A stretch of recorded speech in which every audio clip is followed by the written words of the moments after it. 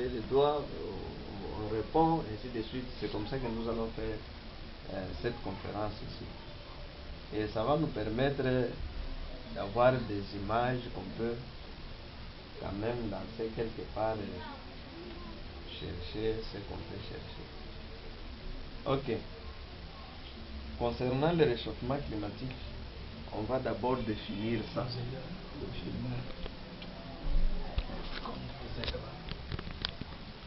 Alors, qu'est-ce qu'on appelle réchauffement climatique?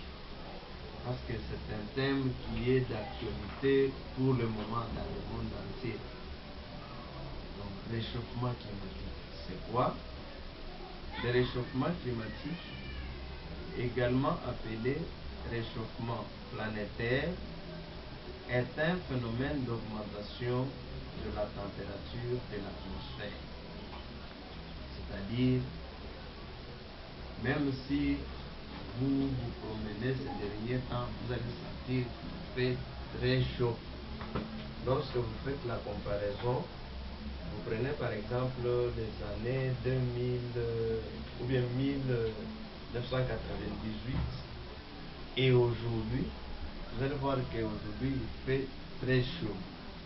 C'est-à-dire il y a l'augmentation de la température de l'atmosphère. Alors, qu'est-ce qui est à la base de cette augmentation de la température? Ce qui est à la base, ce sont des gaz à effet de serre. Des gaz à effet de serre.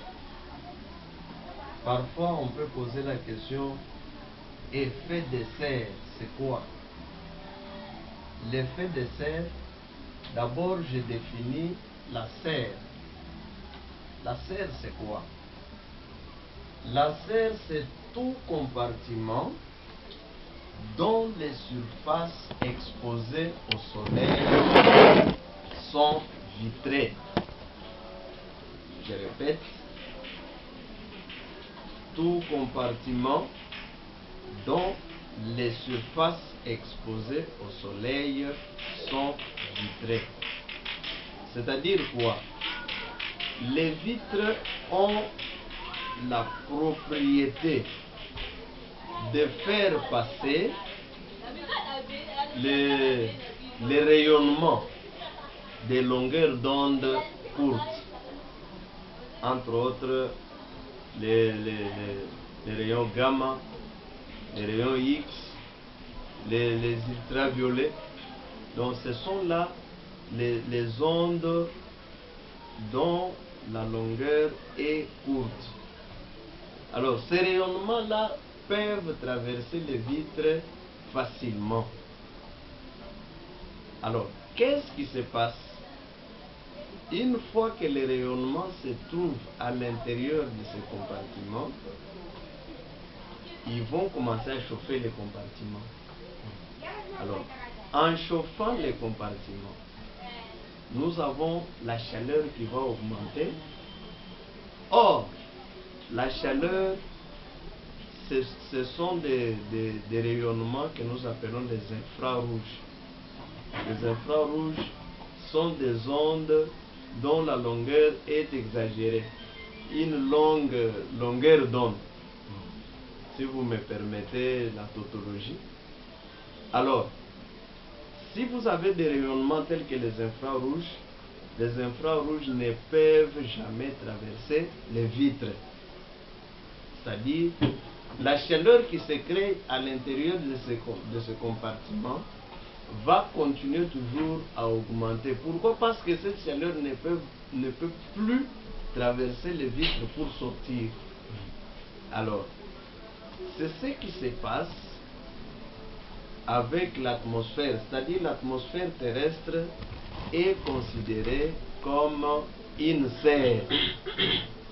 C'est-à-dire les rayonnements qui quittent le soleil, c'est-à-dire les ultraviolets, ainsi de suite, traversent l'atmosphère facilement, atteignent le sol.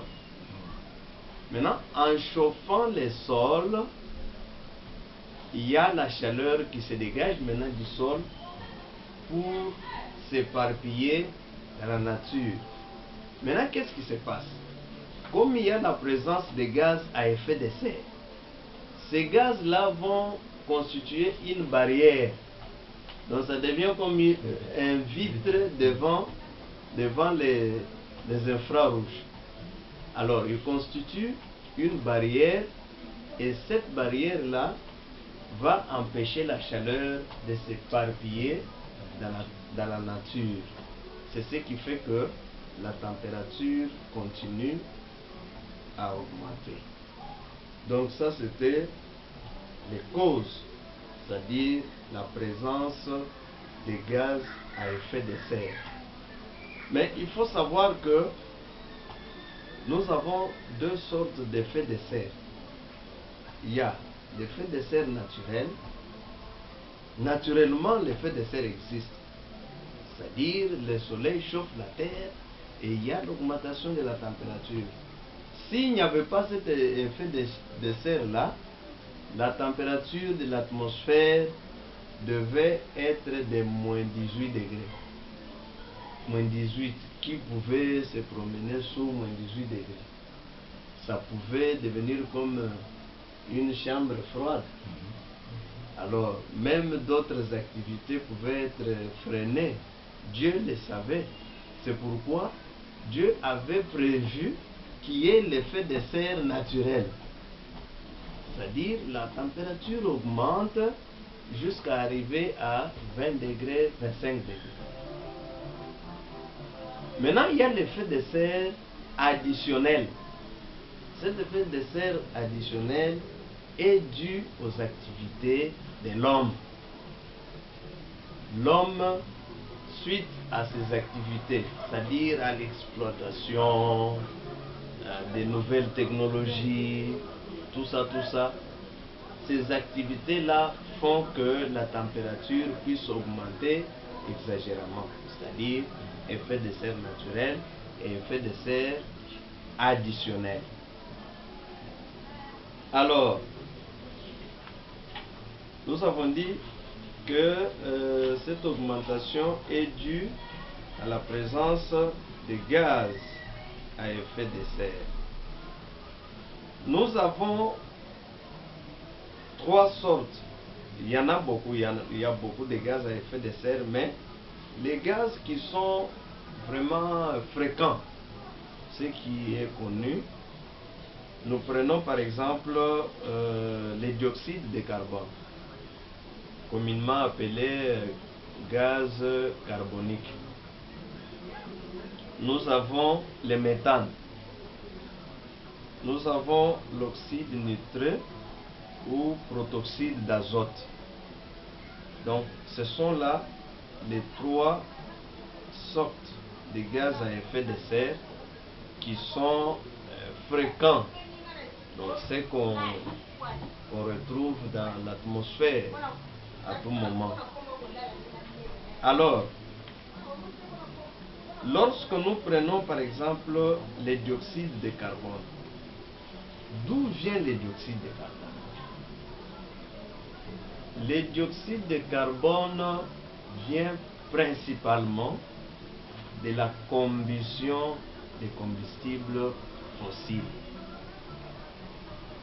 Qu'est-ce qu'on appelle combustible fossile? Les combustibles fossiles, nous avons par exemple le pétrole. Donc, prenons le pétrole et ses dérivés, c'est-à-dire essence, mazout, kérosène, tout ce que nous connaissons là. Donc, c'est ce qui est à la base. Donc, la combustion de ces combustibles fossiles nous donne le dioxyde de carbone. Nous prenons encore les combustibles fossiles comme le charbon naturel, la houille, l'anthracite, lignite. Donc ce sont là les combustibles fossiles. Dès que vous brûlez ces combustibles, ça peut être dans la lampe, ça peut être dans le véhicule, ça peut être dans un groupe électrogène, ça peut être n'importe où vous allez brûler ces combustibles fossiles, Donc ça va dégager les dioxydes de carbone. Ça c'est la première source. Deuxième source, nous avons la décomposition des êtres vivants après leur mort. C'est-à-dire s'il y a un chien, une chèvre qui sont morts, après la décomposition, donc il y a le dégagement de dioxyde de carbone. Ça c'était la deuxième source. Il y a aussi la décomposition des immondices. Les immondices tels que nous les voyons là, entassés par-ci par-là, dégagent les gaz à effet de serre. Entre autres le dioxyde de carbone. Il y a aussi le méthane. Il y a le méthane qui se dégage dans la décomposition des immondices. Alors, ça c'était des sources pour les dioxydes de carbone. Nous avons dit principalement la combustion des combustibles fossiles. Nous avons parlé de la décomposition des êtres vivants après leur mort. Il y a aussi la décomposition des immondices. Ça crée le dioxyde de carbone. Ça c'était le premier gaz. Le deuxième gaz, nous avons parlé de méthane. Le méthane se dégage beaucoup plus dans la décomposition des êtres vivants. Dans la décomposition des matières organiques, comme nous venons de citer les immondices et autres. Parce qu'on peut dire, ah bon, il n'y a pas beaucoup d'industrie, oui, il n'y a pas beaucoup d'industrie, ça nous savons très bien. Mais les immondices que nous laissons traîner par-ci par-là, leur décomposition aussi, nous donne le méthane. Or, le méthane, c'est aussi un gaz à effet de serre. Un gaz à effet de serre. Donc, nous avons dit la décomposition des êtres vivants, la décomposition des matières organiques, en bref. Deuxième source, c'est aussi la combustion des combustibles fossiles. Donc, vous allez remarquer que partout, donc, décomposition de ceci, de cela, matière organique. Et vous allez constater que les combustibles fossiles ne manquent toujours pas. Que ce soit dans les cas de méthane, que ce soit dans les cas de dioxyde de carbone. Donc, les combustibles fossiles interviennent toujours. À part la décomposition des matières organiques, à part la combustion des combustibles fossiles, il y a également, lorsque vous allez dans des mines de charbon, il y a aussi le dégagement de gaz naturels. Or, le gaz naturel, c'est le méthane. Donc, ça se dégage aussi dans des mines de charbon, entre autres mines de la houille. Alors, c'était la troisième source, qui est le dégagement des gaz naturels dans des mines de houille. Dans la culture de la riz, non, du riz pardon. Donc là où on fait des cultures du riz, il y a aussi le dégagement de méthane, c'est-à-dire dans les marais, là où on a fait des cultures de riz, Donc il faut vous attendre au dégagement de méthane. Donc la culture des riz crée aussi le méthane. Nous venons maintenant au troisième gaz qui est le protoxyde d'azote. Le protoxyde d'azote, lui aussi provient de la combustion des combustibles fossiles. Alors vous voyez que dans tous les cas, les combustibles fossiles ne manquent toujours pas. Le pétrole, l'essence, le mazout, tout ça. Or, nous utilisons ça partout. Nos lampes, nous utilisons le pétrole. Les véhicules qui nous transportent, les avions, ainsi de suite, c'est toujours ces combustibles. Mais partout, vous voyez dans tous les gaz, donc à la base, c'est les combustibles fossiles. Combustion des combustibles fossiles. Il y a aussi l'utilisation des engrais. Hein? Oh non, en tout cas, il faut utiliser les engrais, surtout si vous utilisez les engrais azotés. Là où il y a beaucoup d'azote, donc ça va créer aussi le protoxyde d'azote. Or, le protoxyde d'azote, c'est un gaz à effet de serre. Toujours l'oxyde nitré. Il y a aussi, vous voyez dans les moteurs à combustion interne, tels que les moteurs diesel, moteurs à essence. Surtout dans les moteurs diesel, comme ce moteur développe une haute température, alors ce moteur-là dégage les oxydes d'azote. Or, ces oxydes d'azote, c'est ce qui est à la base de la destruction de la couche d'ozone. Il y a les oxydes d'azote, il y a les fréons, qui sont des gaz qui détruisent la couche d'ozone. Et tout ça, vous voyez que ça provient principalement de les combustions des combustibles fossiles. Après les différentes sources, nous avons les conséquences.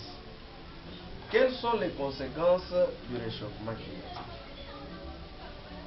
Le réchauffement climatique fait que certaines régions reçoivent moins de pluie ou qu'il y ait peut-être des périodes de sécheresse qui peuvent diminuer la production agricole, d'où l'insécurité alimentaire, ou trop de pluie avec la possibilité d'inondation.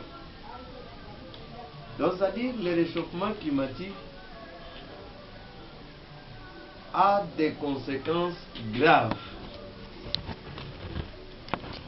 Il crée dans certaines zones la sécheresse. Alors, s'il y a la sécheresse quelque part, là il n'y a pas moyen de cultiver. Alors, qu'est-ce qui va arriver? Donc, il y aura la famine. Donc, c'est une conséquence très grave. C'est-à-dire, s'il n'y a pas de pluie, il n'y aura pas à manger. Et les gens vont souffrir, les gens vont mourir à cause de la famine. Alors, dans d'autres régions, le réchauffement climatique crée d'intenses pluies qui amènent les inondations. Or, à supposer que nous sommes dans une maison inondée, ici, chez nous, à Kinshasa, si vous vous promenez pendant la pluie, c'est le moment où les gens profitent pour déboucher leurs fosses septiques. Et tout ça c'est dans l'eau.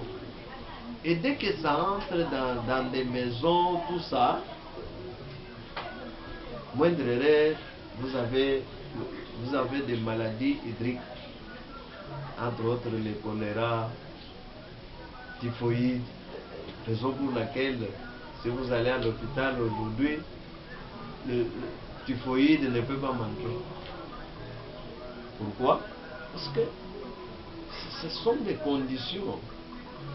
C'est-à-dire, s'il y a l'inondation, en tout cas, nous courons des risques d'avoir des maladies hydriques.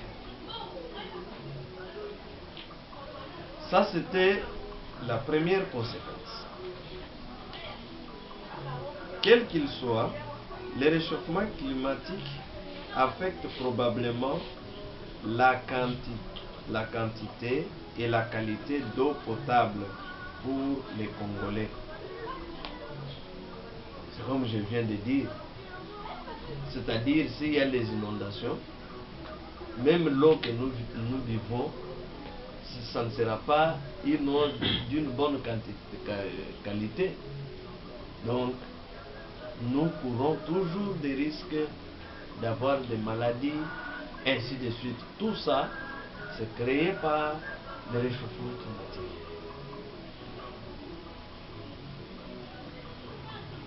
Trop peu de pluie peut causer des périodes de sécheresse qui affectent les puits, les sources ou les couches aquifères souterraines. La sécheresse peut aussi causer la concentration dans la petite quantité d'eau restante des polluants chimiques ou des microbes ou des bactéries causant des maladies se trouvant dans l'eau. C'est ce que je viens de dire. Ceci augmente les risques de présence de bactéries ou de produits chimiques nuisibles à des concentrations plus élevées ou plus dangereuses que d'habitude dans l'eau potable. Des pluies trop abondantes peuvent aussi avoir des conséquences graves pour l'approvisionnement en eau et la qualité. Elles peuvent causer des inondations dans les égouts pluvieux, favorisant la pollution des systèmes d'eau par des excréments humains et animaux. Le réchauffement climatique crée des érosions.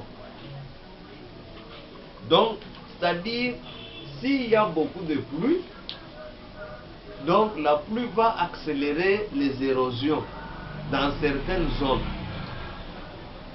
Alors, si vous voyez par exemple Mongafula, vous prenez Mongafula, vous prenez Gisenso, vous prenez Ngaliema, vous allez voir que ce sont des zones où il y a trop d'érosion. Hein. Alors, c'est-à-dire, s'il y a beaucoup de pluie, donc vous avez la possibilité d'avoir beaucoup d'érosion. C'est-à-dire les érosions, les inondations. Donc ça, c'est vraiment les conséquences du réchauffement climatique. Le réchauffement climatique crée l'extinction de certaines espèces. À supposer qu'il y a les érosions. Quand il y a les érosions, il y a d'autres écosystèmes, c'est-à-dire vous allez perdre les plantes.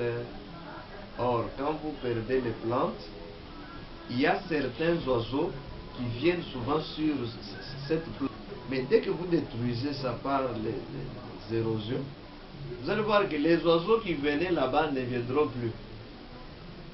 Il y a aussi d'autres insectes qui venaient là-bas, qui étaient peut-être utiles à l'homme. Mais comme c'est détruit par les érosions, donc nous perdons cet écosystème-là. Donc, c'est-à-dire nous perdons la biodiversité. Alors, la biodiversité est perdue. Quelqu'un peut dire, bon, même si les crapauds perdent, qu'est-ce que moi je veux perdre? Tu vas perdre. Pourquoi? Parce que l'homme consomme les serpents. Oui ou non? Or, les serpents mangent les crapauds. Alors, si les crapauds disparaissent, donc c'est-à-dire les serpents ne vivra plus. Donc l'homme ne mangera plus les serpents. Ça, c'est un exemple terre à terre. L'homme mange des chenilles. Quand vous détruisez maintenant la plante qui a des chenilles, c'est-à-dire vous n'aurez plus de chenilles. Vous allez dire, ah non, bien sûr, c'est la qualité de parce que vous avez détruit ce qui était là.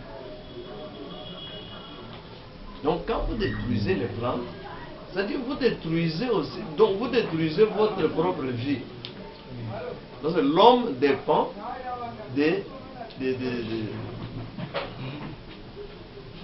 l'homme dépend d'autres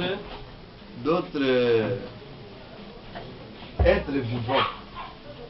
C'est-à-dire si vous créez la disparition d'autres êtres vivants, c'est toujours l'homme qui va souffrir. Toujours l'homme. C'est-à-dire le réchauffement climatique va détruire un écosystème. Et dès que l'écosystème est détruit, c'est l'homme qui souffre. Parce que l'homme mange ça. Il mange, il utilise même les plantes pour se soigner. Alors si la plante est perdue, c'est fini. Et c'est ce que le réchauffement climatique fait. Quand il y a des érosions, ce sont des plantes qui partent, c'est l'éboulement des terres, tout ça, il y a beaucoup de choses qui se passent. Alors, maintenant, je crois que nous avons donné quelques conséquences. Maintenant, à vous la parole. Vous allez me dire ce que nous devons faire. Parce que le réchauffement climatique continue toujours. Le réchauffement climatique continue toujours. Et aujourd'hui, peut-être, on se limite par exemple à 31, 32 degrés ici chez nous. Mais à un moment donné, vous allez voir, ça peut aller même jusqu'à 35. Parce qu'en 98, la température n'arrivait pas à 32. Mais aujourd'hui, ça arrive. Alors maintenant, qu'est-ce que nous pouvons faire à notre niveau pour freiner un peu la montée de la température?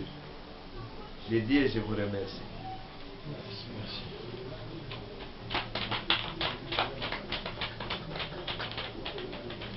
Voilà, vous avez la parole. Celui qui a une question à poser peut poser la question.